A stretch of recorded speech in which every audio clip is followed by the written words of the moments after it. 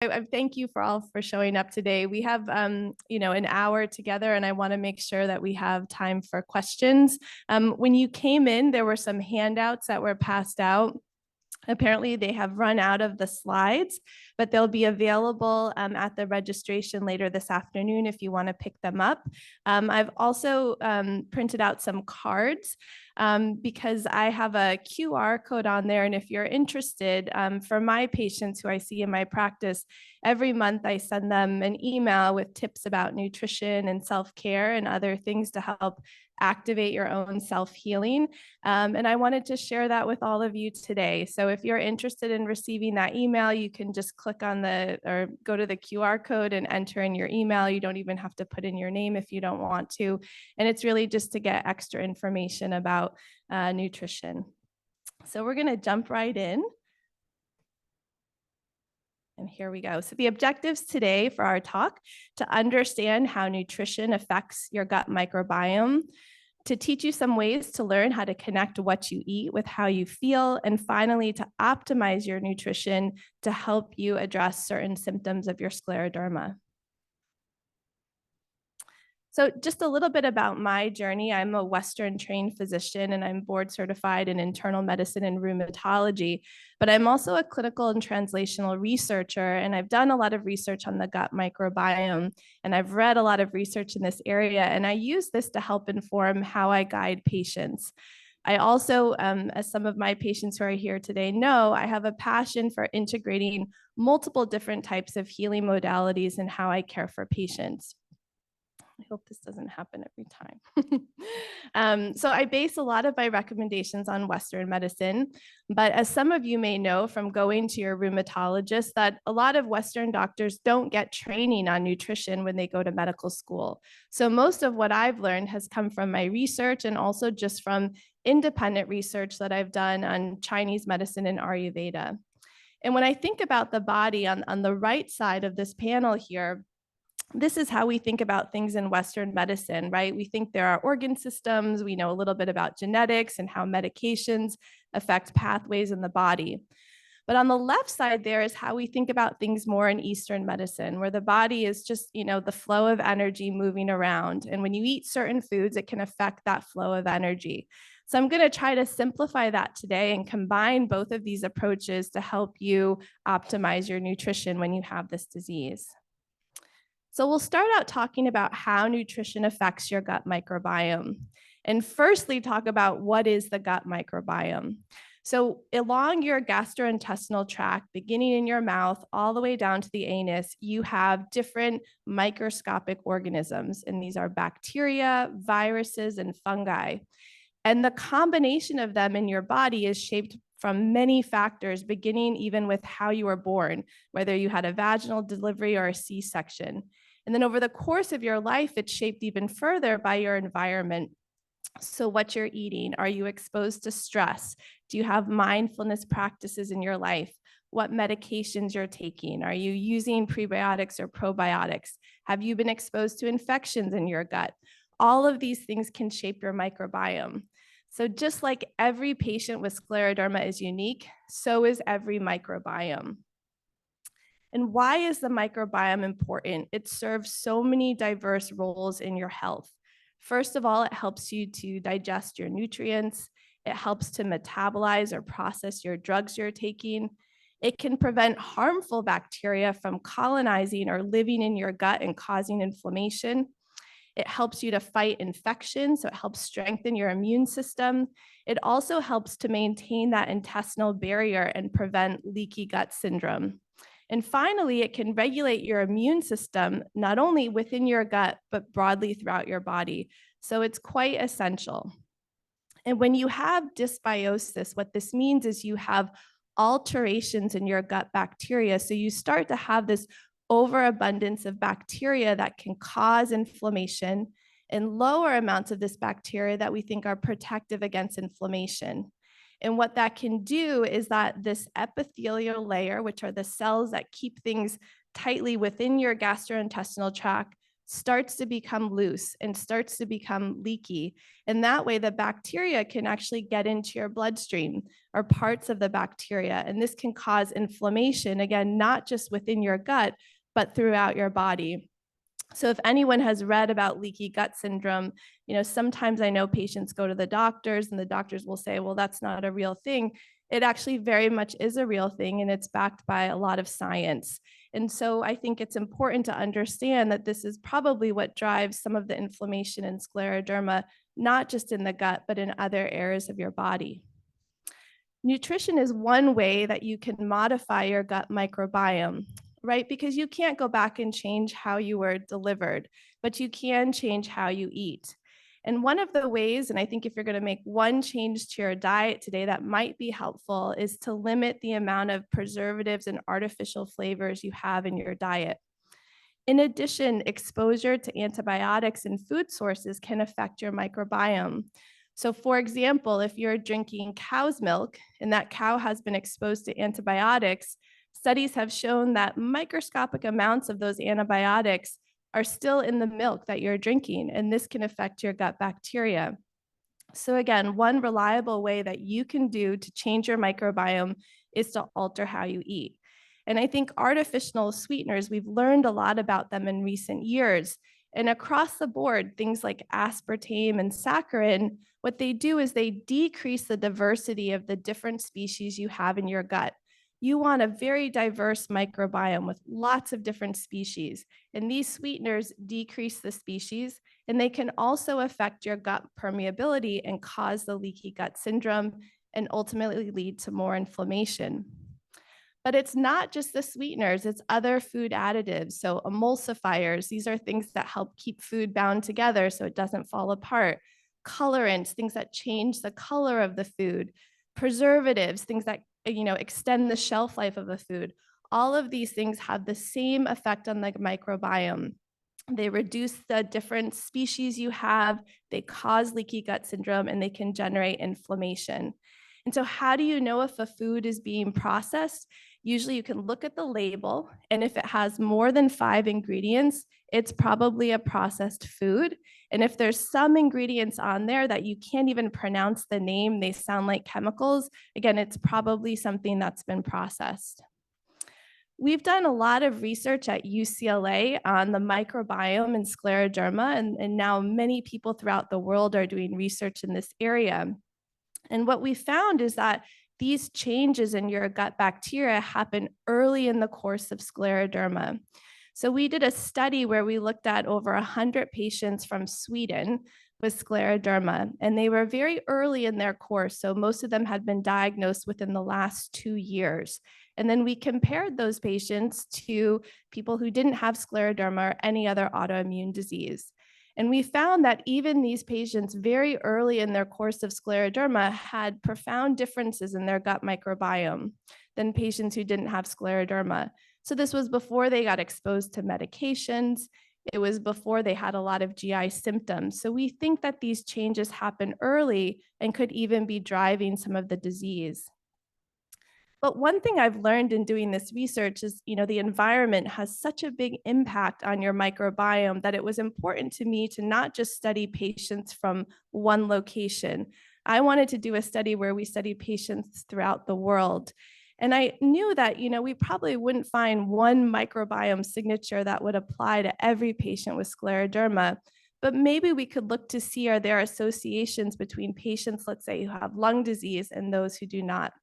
So we just presented these results in Vienna in June. So this is hot off the press. Most people haven't seen this research, but I wanted to share it with you today. So we did a study where we had patients from the United States, Sweden, Singapore, Belgium, Australia, and Chile, trying to hit different continents throughout the world. And we saw that patients who had interstitial lung disease or pulmonary fibrosis had a different combination of bacteria than those who didn't have the pulmonary fibrosis. And these were the species that were increased in patients who had the interstitial lung disease, and these were the ones that were decreased. And again, this is compared to patients who didn't have interstitial lung disease. And in this analysis, we even adjusted not only for their country of origin, but also whether they were taking probiotics or on proton pump inhibitors, whether they were using immunosuppressants and other factors, and we still saw these associations. And I think one of the most interesting things that came from this research is we also found that certain species were associated with the severity of their ILD. So some species, when they were higher, were associated with having more severe lung disease, and others were actually protective. So this was a species here, and you'll find that many of these species are very difficult to pronounce. But this was a species here where the higher level of it was associated with worse lung disease. And we evaluated the severity of lung disease looking at a patient's CT scan. And we quantified how much interstitial lung disease was in the lungs. You can see on this horizontal axis here, this is their quantitative lung ILD score. So 40 would be like almost half of the lung is filled up from the fibrosis. But then we found that other bacterial species were protective. So these are patients where they had higher levels and lower scores. So this is really early emerging research, but what it tells us is that maybe down the line, we'll have a probiotic that's very specific for patients with lung disease to help replenish a bacteria that maybe could be protective and prevent the progression of this disease. But until we have that perfect probiotic that's right for every patient with scleroderma, there are things that you can do to help rebalance your gut microbiome. Mindfulness is important, aerobic exercise, I mentioned diet, and we're gonna really delve into diet today because that's the focus of this talk. So simple ways you can modify your gut microbiome. Again, number one, avoid those ultra-processed foods. These foods contain additives that are harmful to your gut microbiome. Try to make choices to choose the whole food. So if you're thinking about having apple juice, have an apple instead. You know, if you're thinking about having a granola bar with 12 different ingredients, try having, 2 of the ingredients like nuts on their own. Only take your antibiotics when it's absolutely necessary and your doctor prescribes them for you. And have caution when you're eating animal products where they've been exposed to antibiotics. You can also increase your intake of foods that are naturally rich in probiotics. And these are typically cultured foods and fermented foods. And I really encourage my patients to eat these foods rather than take probiotic supplements. Because the thing about the supplements is there's usually only 1 or 2 strains of bacteria in these supplements, and you're not getting the other health benefits that you get. For example, if you were to eat yogurt, you'd also get calcium and vitamin D, you'd get protein. So you get other things when you're actually eating these foods. And for those of you who can't tolerate, dairy products from animals, there's so many other types of yogurt now that's made from soy and rice and almonds and coconut milk that there's a lot of options out there for you. Prebiotics are a type of indigestible fiber, and these things are very good to help replenish and nourish the good bacteria in your gut. And again, some of the things here you might not be able to tolerate. Maybe you have a hard time with tomatoes, but sometimes if you cook it a certain way or have small amounts, you can tolerate it. And what I'm going to transition to talking to in this next part of the talk is to figure out and connect these food with feelings to really help guide you in this journey. So just to summarize before we move to the next session, modifying your diet is a very simple way to improve the balance of your gut bacteria. I think all patients and all individuals, even those without scleroderma, can benefit from eliminating processed foods and trying to incorporate more of these probiotic and prebiotic rich foods. And I would really focus on your nutrition over supplements because, again, when you eat a food, you're getting a whole lot of other good things that you won't get in a supplement. So some of you may be recently diagnosed with scleroderma, and some of you may have had this disease for decades. Regardless of where you are on your journey, everyone can benefit from really approaching their nutrition in a positive way and learning how to connect their food with their feelings. The first step I would take on this journey is to try to eat mindfully. In our fast-paced lives, and I'm guilty of this, we often eat when we're doing other activities. So when we're driving, I see this all the time in Los Angeles because I'm usually in traffic, and I see a lot of people eating on their way to work. Or you might be eating, watching the news. And the problem is that when you do these things, you're not allowing your body to digest the food well. When you digest your food well, you want to be in something called a parasympathetic state. This is the rest and relax state in your nervous system, and this actually facilitates digestion. If you're watching the news and reading about a war going on, this can actually activate your sympathetic nervous system, your fight or flight response. And this is when digestion shuts down. So do yourself a favor and get yourself into this calm parasympathetic state. So this is when your heart rate starts to slow down, saliva is produced more, and this can be really important if you have secondary Sjogren's syndrome and chronically have dry mouth. You definitely want to eat when you're in calm state because you're likely to produce more saliva. This is also the state where your gut starts to move more and you promote digestion. If you're in this fight or flight sympathetic state, actually all the digestion shuts down. Your body stops producing saliva. Your gut stops moving. It stops digesting food. So a really simple thing that you can do for yourself is before you eat, to try to get to this calmer state of mind. And there's simple things you can do that don't take much time. You can do some slow breathing, maybe just 5 to 10 inhales and exhales.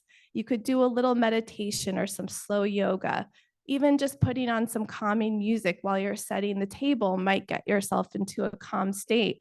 So I'm not suggesting that you need to do a yoga class every time you eat. That's just not practical. But you can take maybe 5 minutes to just calm yourself down. I wouldn't recommend eating when you're stressed because you're going to have a more difficult time digesting the food. Starting a food diary, I think, is another essential part of this journey, and it can seem tedious at first, but it's really the only way for you yourself to connect feelings with food. No one else knows how a particular food makes you feel but you. And sometimes it can be hard to remember what we even ate, last night for dinner, let alone 2 nights ago or last week. So if you start keeping a diary, you can make sometimes connections between the food and the feelings. And there's no one right way to do this diary. I've just given a suggestion here, but you'll figure out what works well for you. I recommend keeping track of the symptoms that bother you the most. So for many patients with scleroderma, they have problems with fatigue, maybe pain somewhere, brain fog, which I feel like is highly linked to their nutrition, and maybe other symptoms. Maybe you have bloating or diarrhea or constipation. Focus on the 5 symptoms that bother you the most, and then keep track of how you feel that day. And maybe you assign it a number from 1 to 10, or maybe you do something like here where you just say no symptoms, some a lot, however you want to quantify it. And then write down everything you've eaten that day. Even if you've had, gum, just write down everything that's gone into your mouth. And keep in mind that it may not be a connection between what you ate that day, but it could have been the day before. And if you do this process for 2 to 4 weeks, I guarantee that you will make some connections. I just saw a patient this week in clinic, and I was so excited because she was exploring, how certain food combinations make her feel. And she found that if she ate garlic with vegetables, she did just fine. But if she combined garlic with another spicy food, she couldn't tolerate it. And the only way she made that connection was actually doing her food diary. I think it's helpful to have a team on your journey with scleroderma, and especially for this nutritional journey, because you probably know, again, when you go to see your rheumatologist, there's so much to cover during the visit, right? They're checking to see if you got your pulmonary function tests. Are you up to date on your echo? Have you gotten your screening tests? And all of these things can take time, and it can make nutrition kind of become the least important thing, even though it's something that I think is very important. So maybe you can work with a nutritionist or dietitian to help guide you. Having a therapist can be helpful because there's so much connection between your mind and your gut, and even exploring Eastern medicine, seeing an acupuncturist. Bottom line is it's helpful to have a team to work with on this journey. And I think it's really important to work with licensed professionals. I would have a lot of caution when you consult the internet, just because there's so much out there, and many of the nutritional advice that exists on the internet is conflicting. And I also see things too where people say that they can cure your scleroderma or cure your autoimmune disease with a specific diet. And if you see this, I would really have caution, because if we had a cure for scleroderma with diet, everyone would be cured, right? But there's no one diet that's going to work for every patient with scleroderma. And there's no substitute for you connecting how you feel with the foods you eat. I'll just give a quick example to help demonstrate this point. But this was a patient who I met in the hospital, and it was a 53-year-old woman, and she had a limited skin disease. She also had interstitial lung disease, Raynaud's, and her biggest problem, however, was chronic constipation. So she was on Instagram and she found a nutritionist. I don't know if they were licensed. And that nutritionist advocated a raw vegan diet for everyone. So she got on it, changed her diet the next day, and she only started eating raw fruits and vegetables. But then 2 weeks later, she developed severe abdominal pain, so severe that it brought her into the hospital. And what happened to this patient is that she couldn't really digest these raw fruits and vegetables well, and her gut wasn't moving properly. So they started to ferment. It produced a lot of gas, and it created something called pseudo-obstruction, where the gut twists on itself, and it's often caused by excessive gas production. And sometimes patients even need to get surgery for this. But fortunately, she improved with just getting hydration and bowel rest. And I think this really case demonstrates how gentleness is the key. If you're going to make a change to your diet on your journey, try to make one change at a time. And that way you can really tune into how you feel. So when I talked to this patient, I said, oh, it's okay to try some raw fruits and vegetables, but maybe one a day to begin with, so that you can see, okay, if I eat, raw spinach, how do I feel versus a whole day of raw fruits and vegetables? Really, this patient did better by cooking her fruits and vegetables, which for most patients is an easier way because some of the digestion is already done in the cooking process. But again, if you make too many changes at one time, it can be hard to know what's causing what symptoms. So the last part of the talk is the talk that I hope really resonates with some of you. And I tried to pick some symptoms that many patients with scleroderma experience on a day-to-day basis, and ways that you can modify your diet, again, to help alleviate these symptoms. So we're going to talk about heartburn and reflux, difficulty swallowing, as well as constipation. So when you think about your symptoms that you experience on a daily basis, and you're going to try to adapt your diet, it's helpful to check in with your body first thing in the morning and just see how you feel. Are you waking up and do you feel an acid taste in your mouth? Are you coughing up a lot because you've had reflux overnight? Where do you feel discomfort in your body? And then you want to use that to make your plan for the day for how you can eat. So again, this is a dynamic process where every day you want to check in with yourself and tune in and see, how can I make adaptations today to improve how I feel tomorrow? So for heartburn and reflux, this is a real heat symptoms, right? You feel a lot of heat coming up. You can taste it in your mouth. You can taste it in your throat. A very simple approach, regardless of what's causing the heartburn, is to avoid hot foods that day. That's going to only make things worse for you, and embrace foods that are more cooling. So let the kind of thermal properties of the food be your guide. And you don't need to be an expert in Chinese medicine to understand these different thermal properties of food. Just use your intuition. So foods that have more heat are things like spicy foods, peppers, tomatoes, onion, red meat, oily foods. These are going to be things that you'll want to avoid when you're having reflux symptoms, because they're going to make that heat sensation worse.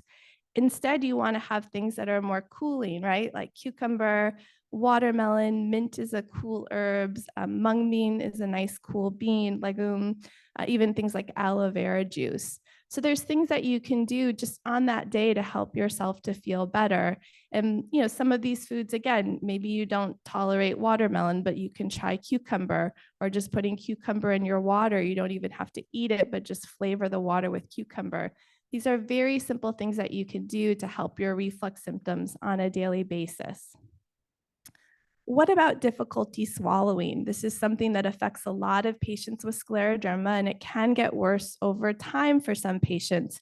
And it can be due to different causes. So it can be due to the esophagus not contracting properly. It can also just be related to having very dry mouth. If you don't have enough saliva production, it can make it more difficult to lubricate the food to swallow it better. But regardless of what's causing your difficulty swallowing, moist foods can be very helpful. You want to try to avoid foods that are dry and rough because this is going to make the difficulty swallowing worse. So what do I mean by this? So rough and dry foods are things like larger chunks of meat, bread, bagels, crackers, chips. Even though like a cracker is very small, if it's dry, it's going to be more difficult for you to swallow, especially if you have dry mouth. Think about moist foods, so pureed vegetables, vegetable soups, especially non-dairy, yogurt. These are going to be things that if you have difficulty swallowing, it might be easier for you. But again, you'll test this out and you'll know, okay, I can tolerate pureed vegetables, but I don't do so well with yogurt, and you'll find what works for you. But again, if you wake up in the morning, you feel dry in your throat, you want to avoid those dry foods that day and instead have the moist foods. Other tips that can be helpful, and again, this can be useful when you start eating more mindfully, is to make sure that you're chewing your food well. And many patients with scleroderma have difficulty with their dentition over the course of the disease, which can make it difficult to even chew the food. And so again, soft foods can be helpful because it takes some of the work out of having to chew so much. Eat slowly and mindfully. And then if you need to drink water between eating, that's okay to do. The drinking water, that gulp, can actually help move things down, and that's quite okay to do. You just don't want to excessively drink water while you're eating because that can dilute your foods, but a little bit of sips between is actually quite good.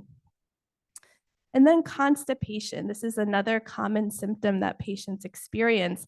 And again, it can be due to a lot of different causes. It can be due to the fact that your colon is slowed down and not moving as well. It can also be due to something called bacterial overgrowth. We're getting this overabundance of bacteria that we think can kind of cause more distension, bloating, gas production. But regardless of the cause, a very simple strategy when you have constipation is to avoid alcohol, avoid baked goods, and anything that's white. So things that are white are things that are made with baking powder. So your pastries, your bread, anything with refined, sugars, white flour. These can be very difficult and make the constipation worse. So if you're going to remember something very simple today, it's like if I'm constipated, I should avoid the color white when I'm eating that day. Some foods can be helpful, papaya, asparagus, fig, but it really depends on, your cause of constipation. I would probably from this list remember more the white foods because these are the foods that are going to be more difficult for you to digest.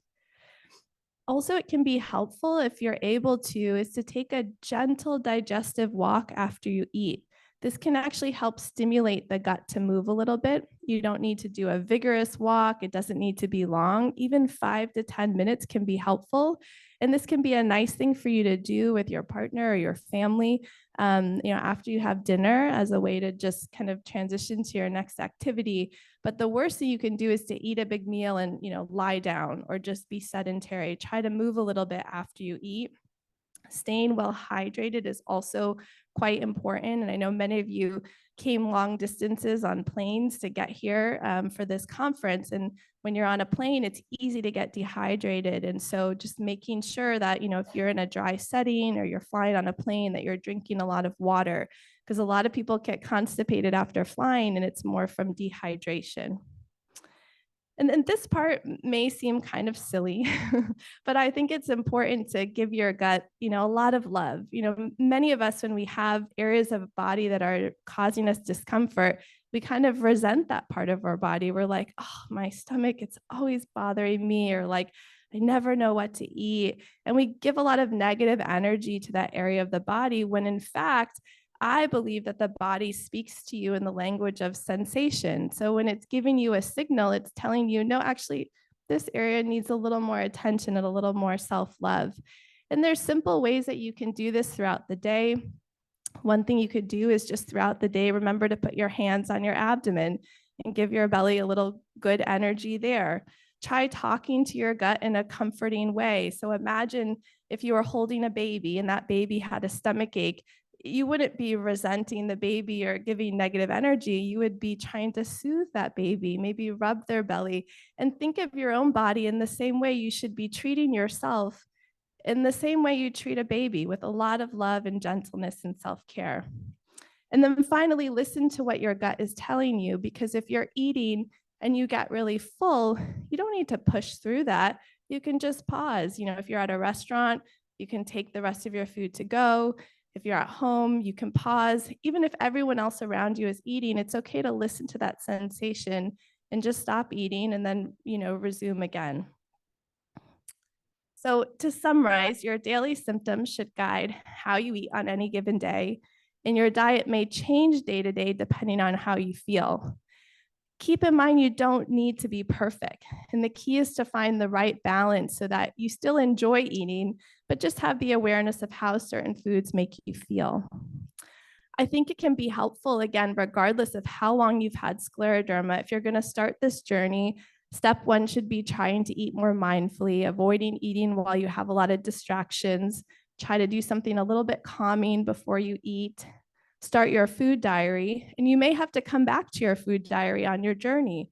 So some patients get frustrated because they think they have the right diet, and then a doctor starts them on a new medication that causes diarrhea. And they're like, I'm back to square one. But that's okay. If you have that connection between what you're feeling and what you're eating, it's going to be easy to make adaptations. Form your healthcare team and bring in other people who can guide you. Again, make these changes with gentleness and humility, because you may have a day where you've done everything right, you've eaten the cleanest possible foods, and you still don't feel good. And that's okay, because maybe you had more stress that day. Maybe you didn't sleep so well the night before. All of these things also affect your gut. So just know you don't have to be perfect, and there's going to be other things that affect these symptoms for you. Really let your symptoms be your guide. So this nutritional journey is highly personal. You may meet people in your support groups and on blogs that tell you you need to eat this way. You can just say, okay, and that's a suggestion, but it doesn't mean that it's right for you. There's no one diet that works for every patient with an autoimmune disease. But if you start, again, to learn to connect how you feel with what you're eating, you can make small changes on a daily basis that lead to improvements. And just recognize that your symptoms are your best guide to feeling well. So I wanted to leave plenty of time for questions today. I know we started a little bit late. I apologize for that. But then again, this is the QR code if you want to register for the email. And thank you for your time today.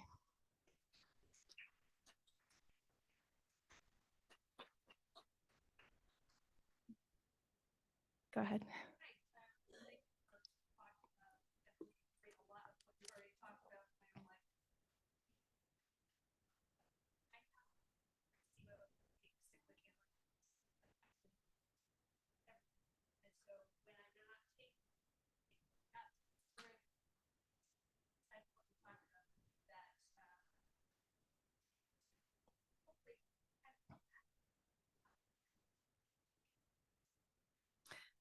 That's a great question. So if any of you didn't hear it, she was mentioning that she has SIBO, the bacterial overgrowth, and is on repeated courses of antibiotics every month. And that's actually what got me interested in this whole research, because I noticed that even when patients took antibiotics for ulcer infection or a UTI, they feel a lot better in terms of their GI symptoms, but it's a really temporary improvement. And the problem is, when you expose yourself to repeated courses of antibiotics over time, you're actually more likely to worsen the dysbiosis, because you start to get this decreased bacterial species diversity and more of these pro-inflammatory bacteria. So I think when I meet patients who are on this kind of repeated regimen, I try to over time do changes to the diet and things so that they have to rely less on the antibiotics. It's not bad to take the antibiotics, but if you're using it more than 3 times a year, it's going to have an impact long-term on your gut health. So I would try to work on the diet part.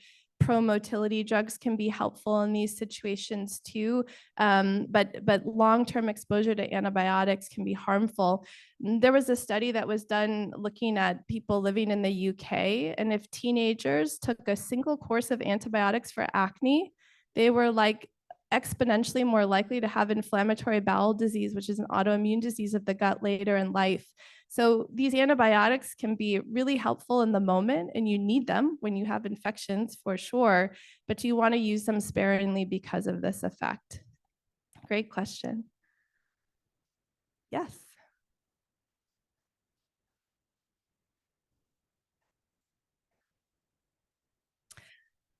Yeah, I mean, I think that they're all, have their own limitations. I'm a big fan of xylitol, which is another kind of, it's a little bit more natural. And there's been studies showing that xylitol can actually improve like your oral microbiome, so reduces cavities. So xylitol like can come in gum, and sometimes chewing gum after eating can be helpful for stimulating your gut motility. So if you're going to chew gum, I would do like a xylitol based gum versus a lot of the gums have sorbitol, which is a sugar alcohol, and this can actually make bloating worse for many patients. So xylitol, it's spelled Xyltol. It's hard to.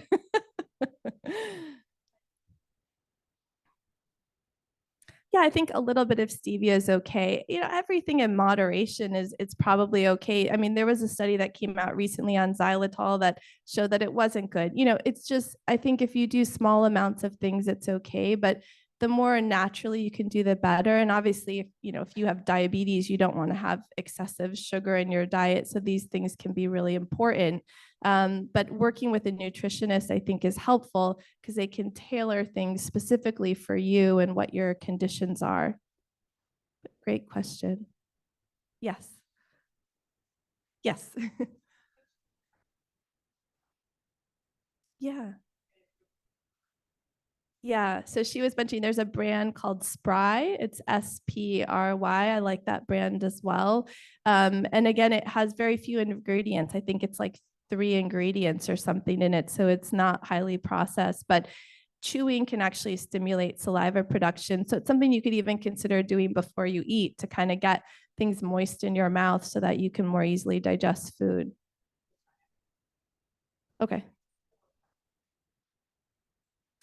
I think that vitamin supplements are important, especially if you have deficiencies in certain vitamins. So, with my patients, I check their vitamin levels because many patients with scleroderma have problems with absorption, or they may be modifying their diet in a way where they're not getting a vitamin. So we actually see a lot of vitamin C deficiency in patients with scleroderma.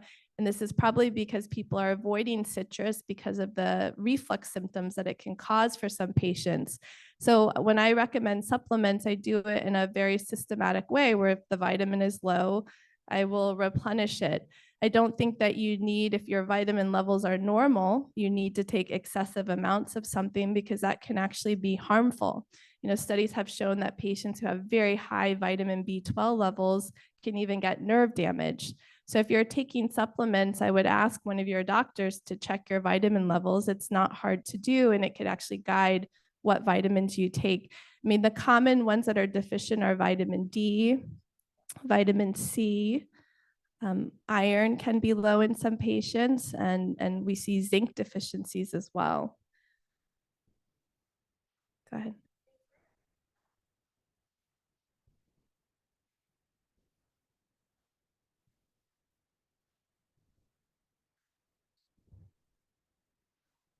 That's a great question. So the question was, if we ask our doctors for vitamin testing, is there a panel or do we have to ask for specific ones?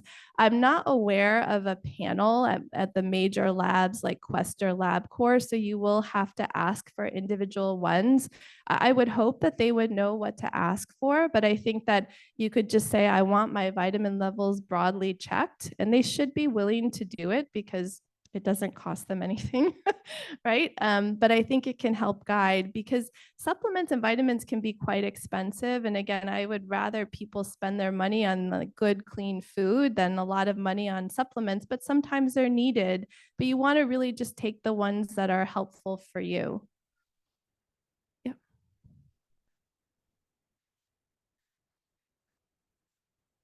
Yeah.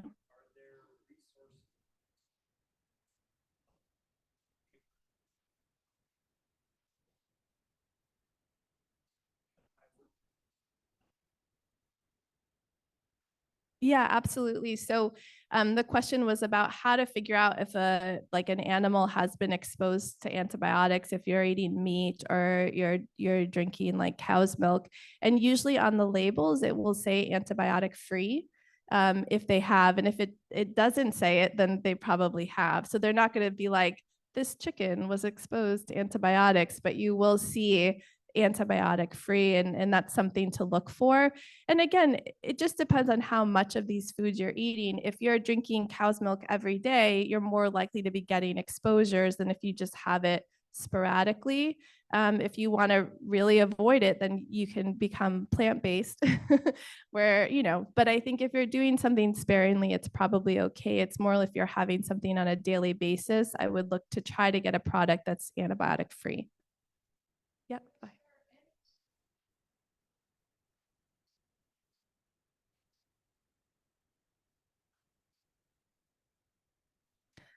I think there is. So the question was about pancreatic insufficiency. And just to give everyone a little background, the pancreas is part of your digestive tract, and it produces these things called enzymes, which are proteins that help you digest food. And so you can imagine that if someone doesn't produce these enzymes well, they're going to have difficulty with digesting their food. And I think that some patients do have pancreatic insufficiency. I have one patient, very interestingly, where she just participated in one of our research studies where we're looking to see, using PET scans, so the type of scans that they do if you have cancer, to see where the fibrosis is. And this patient had a lot of fibrosis in her pancreas, and she's had a lot of problems with chronic diarrhea for many years. So I think there probably is, some people take supplemental enzymes, but the problem with the enzymes that you get over the counter and supplements is that they may not get to the right place in the GI tract. Your stomach, produces acid and it can break it down. So unless you're taking enzymes that are prescription based, which they do have, they're quite costly. That's one way to address it, but you can definitely ask your doctor to check your enzyme levels. Way in the back. Sure.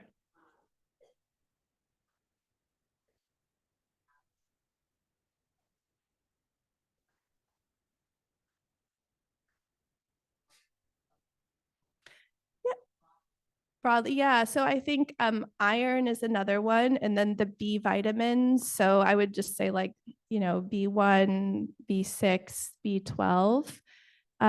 Selenium is another one, and then copper even. And I think that would be a broad enough assessment so that if you saw like, oh, you're deficient in all these things, then you could do a multivitamin. But if it's selective ones, and you may only need to do that particular vitamin, and then I would just make sure that someone is following it. I will typically, if I put someone on a supplement, then in 6 months recheck it to see, do they still need it, do they need a lower amount, or maybe it's not even working and we have to switch brands. The tricky thing about the supplement industry is it's not regulated in the same way as your pharmaceuticals. So, I try to pick certain companies which I think are reliable, but sometimes we have to switch up the brand. There's a manufacturer called Pure Encapsulations, and I find them to be often reliable. But there's a lot of them out there, and sometimes we have to switch brands to get a good effect. You're welcome.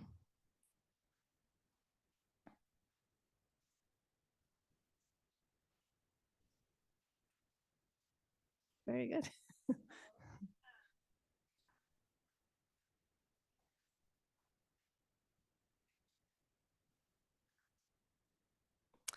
I think it's hard because the probiotics that are out there, as I mentioned, usually only have 1 to 2 strains. So it's not really going to address the effects of an antibiotic, which basically wipes out your entire gut microbiome, not just 1 to 2 strains.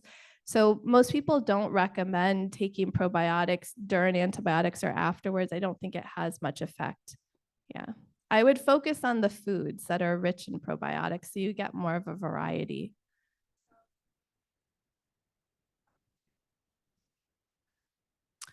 At this point in time, I don't think we have a probiotic that's specific for scleroderma, first of all. And I don't think there'll ever be one probiotic for scleroderma. Look at how different each of you are to each other, it's hard to imagine that there'd be one bacteria that could solve all of this. So I don't recommend probiotic supplements. If I have patients who are taking them and they feel they derive a benefit, I don't deter them from taking it, but I think it's better to focus on the food because again, when you're eating these probiotic rich foods, if you have, cultured or fermented beets, you're also getting antioxidants and other good things in the food, and you can't get that in a pill.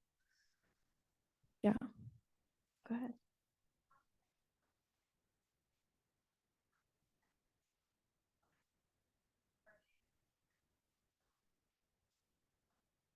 That's a great question. And I've actually, met with some of the CEOs of these companies, and I think they have great intentions because the idea is to get people to understand, the gut microbiome is important.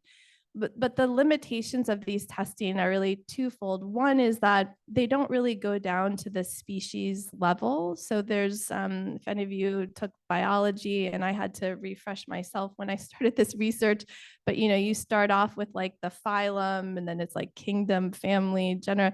Species is all the way down here, and we think the species are what's really important in driving disease. Usually those tests are really much higher level, and they kind of just give a broad description like this patient, you have dysbiosis or you do not. It's not as specific as the research that we do. And the second limitation is that they often use that test to then tell you to take this supplement or eat this certain way. And we currently don't have enough research to substantiate if you have dysbiosis, like you need to take this supplement or eat this certain way. So they're making like a big leap in what they're recommending. And I think some of it is driven from their financial incentive to sell supplements and things. So I think doing those tests, there's nothing wrong with it, but then I would just be careful about if you're getting other health advice after you do that test to talk about that with your doctor to see if it's right for you. There's nothing wrong with doing those tests. They can be somewhat expensive, but they're not going to give you the level of detail that you would get if you, for example, participated in a study like we do. Yes.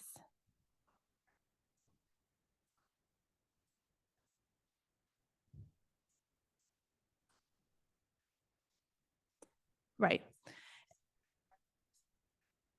And that's a great question. So the question is, I have to take antibiotics every day just to live and function well, and that's okay. And I think if you're in that situation, you just have to do a really good job with eating these foods rich in probiotics and prebiotics, and that's going to be the best way to manage this situation. Because again, I don't want to deter you. If your doctor's recommending an antibiotic, you need to follow their instructions. I don't want you to be like, well, Dr. Volkmann said antibiotics are bad.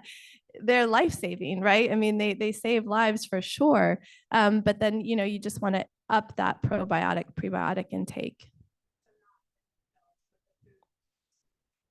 I think so. Yeah. Yeah. Yes.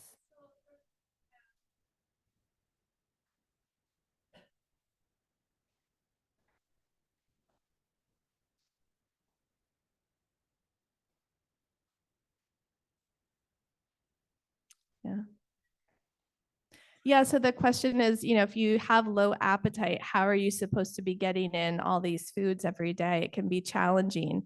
This is hard, and I think the key to overcoming low appetite is to really have small meals throughout the day. So many people, if you try to eat this kind of standard way that a lot of Americans eat, it's to eat these 3 square meals a day.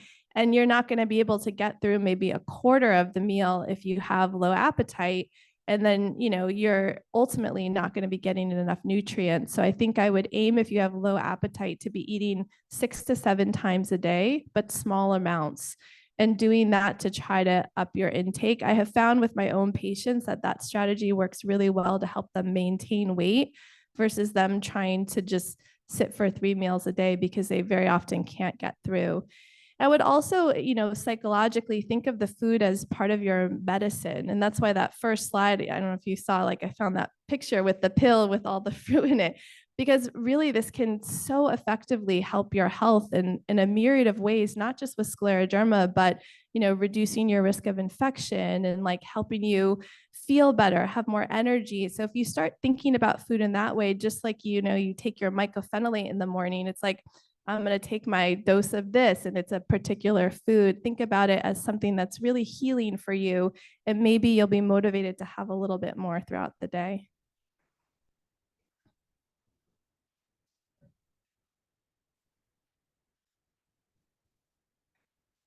Mhm.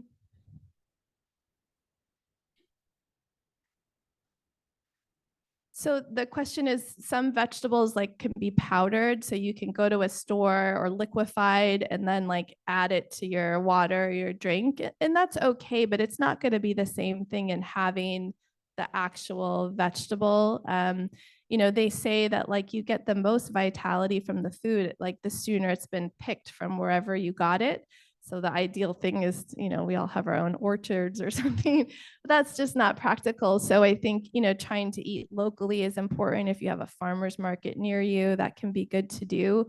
The powdered things I think are fine, but it's really no substitute for the fresh food. Yeah. Go ahead.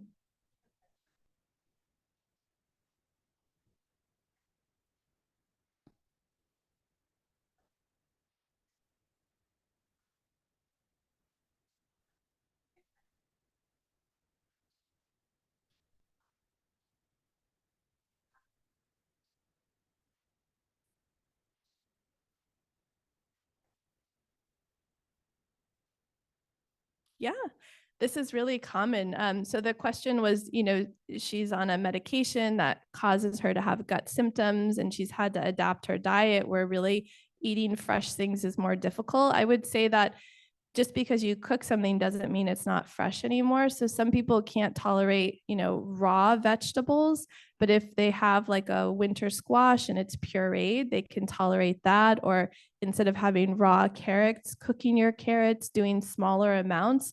Most people can tolerate pureed vegetables. I know it takes a little bit more time to prepare, but that way you're getting in the vegetables. It can be really difficult for most patients with scleroderma, regardless of what medicines are on. If they have GI symptoms, to eat a big salad, that can be really harmful and cause a lot of gas and bloating for many people. But if you're having like a couple of the ingredients in the salad that are cooked well, usually people have a better time tolerating it. I think you had a question.